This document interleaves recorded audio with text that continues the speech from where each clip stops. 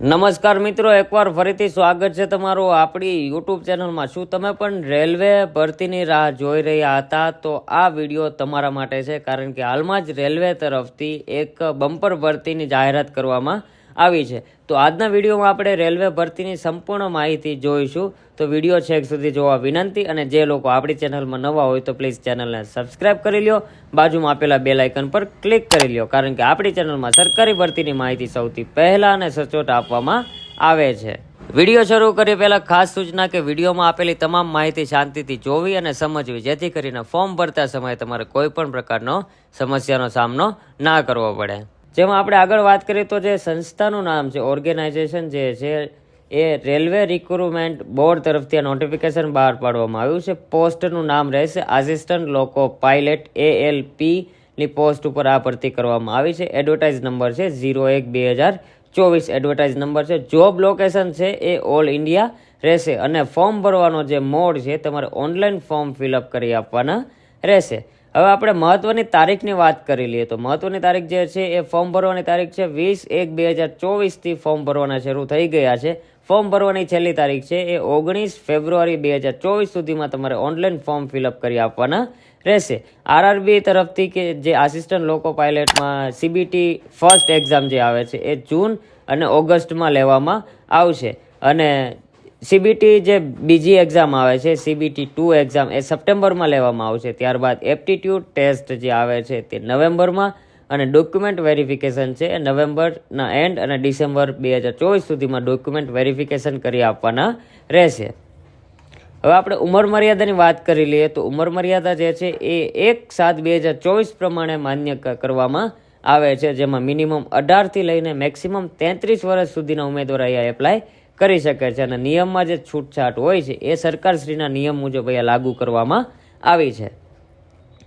Application ફીઝની વાત કરી લઈએ તો ઓપન OBC અને EWS કેટેગરીના ઉમેદવારને 500 રૂપિયા ચલણ છે, અને જ્યારે SC ST અને ફિમેલ કેન્ડિડેટને 250 રૂપિયાનું ચલણ અહીંયા રાખવામાં આવ્યું છે। જે પેમેન્ટ મોડ છે એ તમારે online debit card, credit card અથવા નેટ બેન્કિંગથી પેમેન્ટ કરવાનું રહેશે।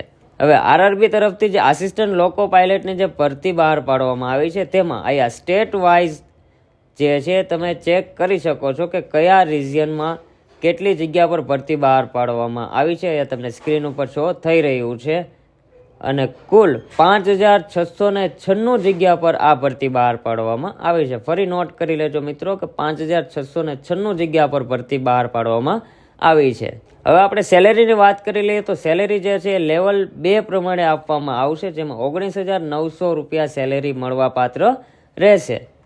હવે આપણે લાયકાતની વાત કરી લઈએ તો મિત્રો લાયકાત ખાસ નોટ કરી લેજો, 10 પાસની સાથે સાથે ITI હોવું જરૂરી છે, જેમાં NCVT અને SCVT સર્ટિફિકેટ તમારી પાસે હશે તો જ અહીંયા તમે એપ્લાય કરી શકો છો। જેમાં electric, fitter, instrument mechanic, maintenance mechanic, radio, TV વગેરેના જે ટ્રેડ આવે છે એ લોકો અહીંયા એપ્લાય કરી શકે છે। અને જે લોકોએ 10 પાસની સાથે 3 વર્ષનો diploma mechanical, electrical, electronics, automobile એન્જિનિયરિંગનો કોર્સ કર્યો હશે એ જ લોકો પણ અહીંયા એપ્લાય કરી શકે છે। તો મિત્રો RRB તરફથી જે આસિસ્ટન્ટ લોકો પાયલટની 5696 જગ્યા પર ભરતી જે બહાર પાડવામાં આવી છે તેની સંપૂર્ણ માહિતી મેં અહીંયા જણાવી દીધી। આ ભરતીનું ઓફિશિયલ નોટિફિકેશન જો તમારે જોવું હોય તો નીચે ડિસ્ક્રિપ્શન બોક્સમાં લિંક આપેલી છે, ત્યાં જઈને તમે ઓફિશિયલ નોટિફિકેશન ચેક કરી શકો છો। અને આ ભરતીને લઈને કંઈ પણ પ્રશ્ન હોય તો અમને નીચે કમેન્ટ કરીને જણાવો, જેથી તમારી સમસ્યાનું સમાધાન કરી શકું। અને આવા જ પ્રકારની સરકારી ભરતીની માહિતી સૌથી પહેલા અને સચોટ જોવા માટે આપણી ચેનલને સબસ્ક્રાઇબ કરવાનું ના ભૂલતા। એ સાથે મળીએ નેક્સ્ટ વિડીયોમાં। જય હિન્દ, જય ભારત।